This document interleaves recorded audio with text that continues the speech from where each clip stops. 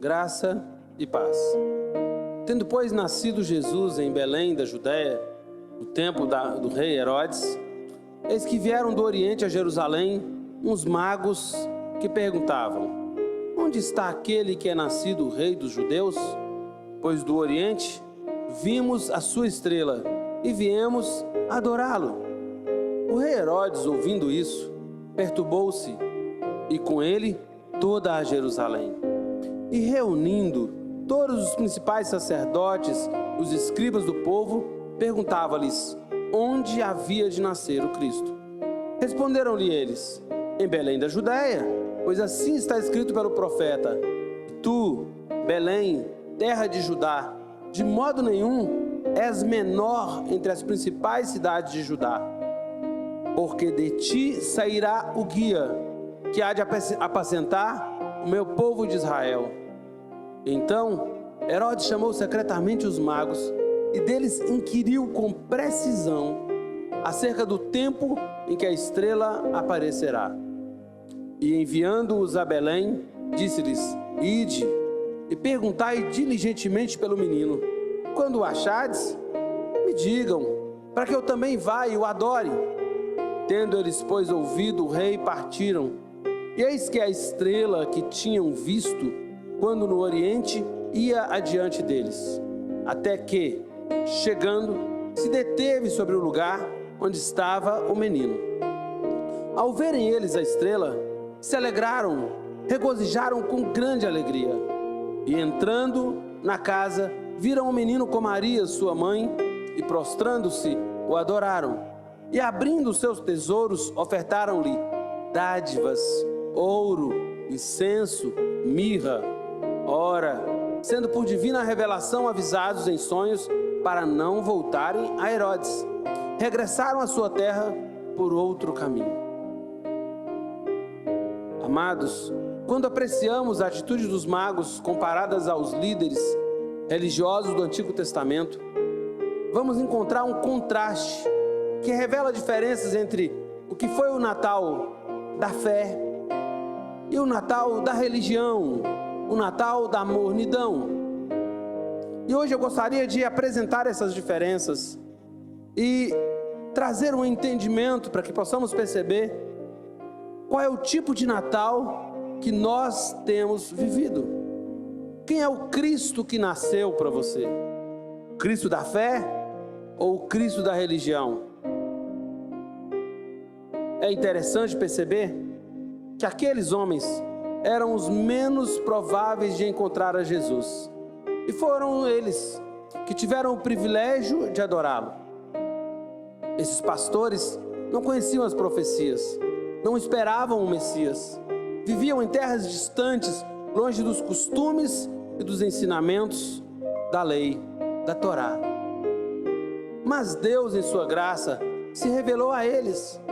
Não sabemos como, nem de que maneira, mas eles sabiam que o Rei dos Reis havia nascido e que Deus colocara uma estrela no caminho deles para lhes mostrar onde, para lhes mostrar a direção, o caminho. E aí eles começam então uma peregrinação de fé. Não sabiam onde chegar. Onde chegariam, eles sequer tinham esse conhecimento.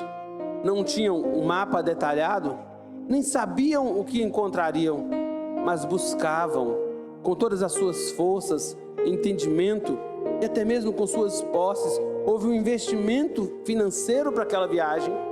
E eles buscavam encontrar aquele que seria o seu Salvador e Rei. Mas o contraste a essa fé são os líderes religiosos de Israel. Eles conheciam as Escrituras, sabiam até o lugar em que se deveria procurar o Messias, mas somente isso? Não foi somente isso. Eles esperavam ansiosamente, junto com toda a nação, o nascimento, o surgimento do Cristo, conforme as profecias. No entanto, havia neles uma acomodação, acomodados à religiosidade, às roupas especiais, aos rituais, aos costumes. que eles denominavam como fé, que não se dignaram sequer a acompanhar os embaixadores da fé em sua jornada, de aproximadamente 8 quilômetros até Jerusalém. Eles estavam ocupados demais com a religião, ocupados demais com seus rituais, que quando ouviram que aqueles homens procuravam pelo Cristo, sequer os acompanharam. Não havia paixão suficiente em seus corações para buscar o Senhor, o Salvador de suas vidas, de quem os profetas haviam falado. Pode piorar? Claro que sim. Eles não percebiam isso. Não faziam por mal. Vamos pensar assim. Simplesmente não se viam na necessidade de buscar a Jesus, de buscar o Messias anunciado pelos profetas. Talvez estivessem com foco nos seus afazeres ou na importância deles para fazer uma peregrinação como esta. Eu sou um sacerdote, eu conheço a Escritura, como vou fazer uma peregrinação com essas pessoas? Ou na acomodação que a vida palaciana representava, em detrimento a uma caminhada incerta, com pessoas desconhecidas, de 8 quilômetros até Belém. Poderíamos buscar outras dezenas de razões, mas o fato é que a religião, a mornidão, o enfraquecimento da fé se revela pela ausência de busca espiritual. Quando nossa alma não deseja, quando nosso coração não deseja, quando nós não buscamos o Cristo de Deus. Quantos cristãos são parecidos com esses líderes religiosos, cuja paixão pelo Senhor se foi? O que sobrou foi uma pobre e insípida mornidão. Quantos são aqueles que veem dificuldades quando olham para os grandes desafios da fé, como a jornada destes reis, mas para poucos passos que simplesmente nos movem dos focos que nos afastam dessa paixão? Nós temos dificuldade em caminhar em direção a Cristo, nós temos dificuldade em andar uma jornada com Cristo, mas nós conseguimos nos mover em passos que nos tiram a busca por Cristo.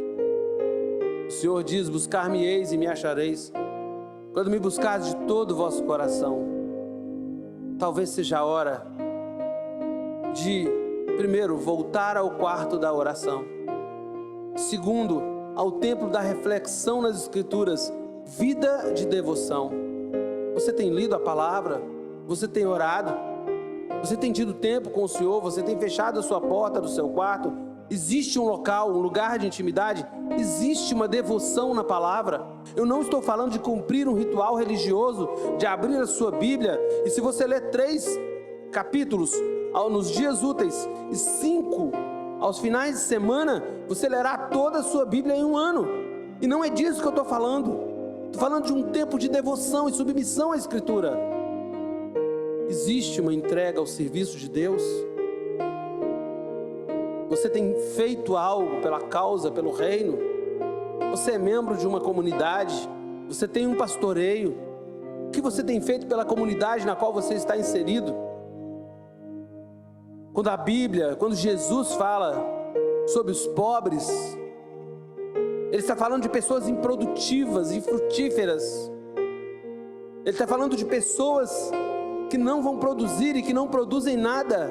Alguns de nós somos, dentro de uma comunidade cristã, apenas consumidores. Nós não somos provedores, nós somos aqueles que vêm buscar o pão. Mas a Bíblia diz que Deus dá semente ao que semeia. A quem tem fome, Ele dá pão. Mas a semente é para quem semeia. Devemos voltar ao primeiro amor de nossas vidas. A rotina do casamento mata a relação. Por isso a volta ao romantismo ela é necessária. A volta à busca ardente por Jesus também é necessária. É tempo de voltar. Volte. Volte. Volte hoje. Ao tempo da paixão. Porque nasceu um menino em Belém. Deus te abençoe. Shalom. Shalom.